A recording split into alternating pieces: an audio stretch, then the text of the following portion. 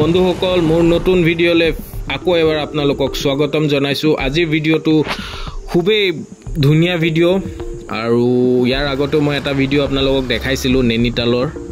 এটো হৈছে কেঞ্চিধাম নিমকৰলি বাবাই এই মন্দিৰটো স্থাপনা কৰিছিলে। ইয়াৰ আগৰ ভিডিঅ'ত মই এই মন্দিৰটো দেখুৱাইছিলো। এটো বিশ্ববিখ্যাত আৰু বিদেশী পৰ্যটকৰ আকৰ্ষণ কেন্দ্ৰ হিচাপে এই মন্দিৰটো সকলোৱে জানে। আজি সেই ঠাইতে নেনিতালৰে এটা অন্যতম মন্দিৰলৈ আহিছো, যেটো শক্তিপীঠ মন্দিৰ হিচাপে আমি সকলোৱে জানো।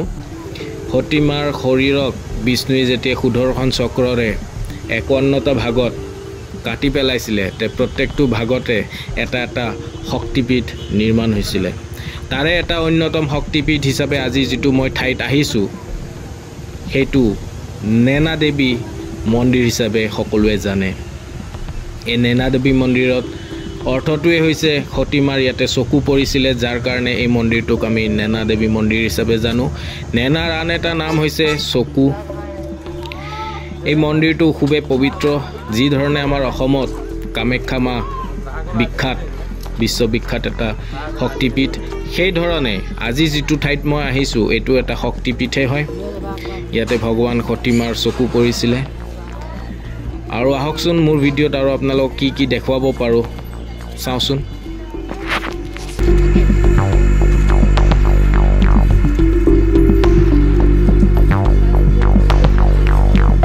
বৰ্তমান আমি আহি উপস্থিত হৈছো নেনা দেৱী মন্দিৰৰ মুখ্য প্ৰৱেশ দ্বাৰলৈ।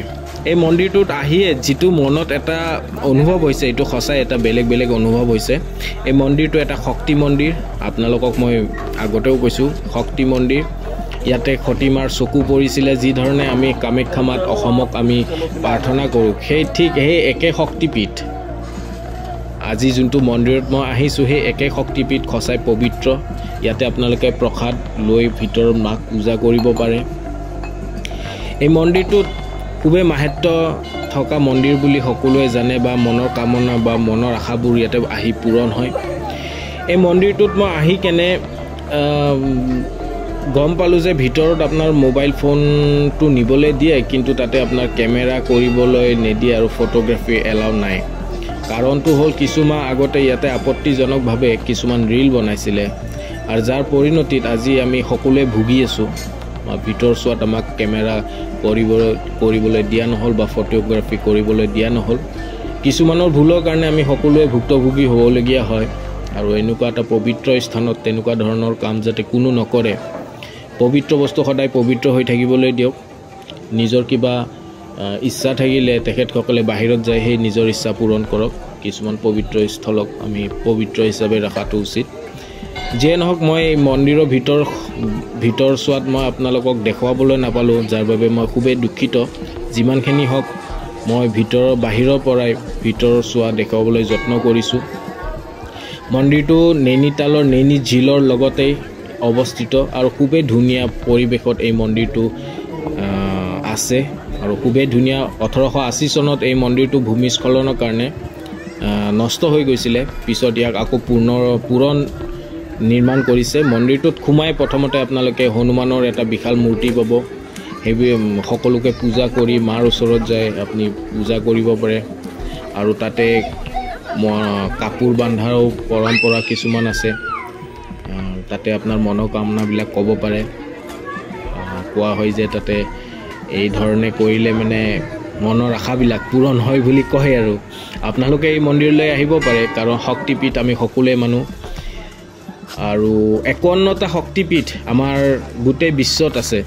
51টা শক্তিপীঠ আমি গোটেই বিশ্বত আছে। তাৰে ভিতৰতে বাংলাদেশত 2টা আৰু পাকিস্তানত এটা আছে।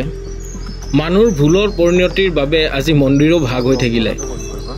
আমি কিমানো মানুহে জানো যে শক্তিপীঠ বাংলাদেশত বা পাকিস্তানতো আছে। যিয়ে নহওক, মোৰ ভিডিঅ'টো চাই থাকক।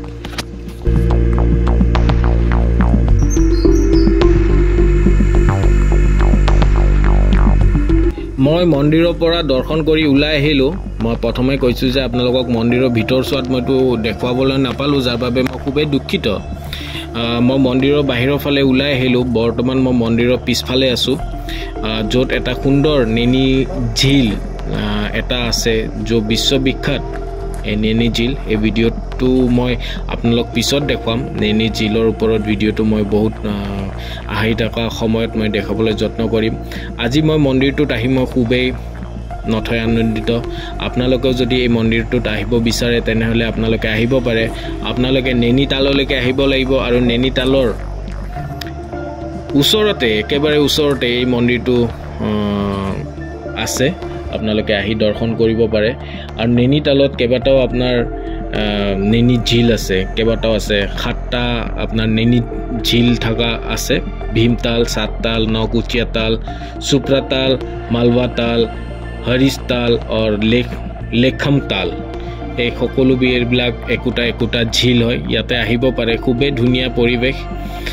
এতিয়ালৈকে মই এই ভিডিঅ'ৰ পৰা আপোনালোকৰ পৰা এৰিছো আৰু এটা নতুন ভিডিঅ'ত আপোনালোকক লগ পাম বুলি আশা কৰিলো মোৰ ভিডিঅ'টোক আপোনালোকে শেয়াৰ সাবস্ক্ৰাইব আৰু কমেন্ট কৰিব এই ভিডিঅ'ৰ পৰা মই বিদায় খুজিলো লগ পাম আন এটা ভিডিঅ'ত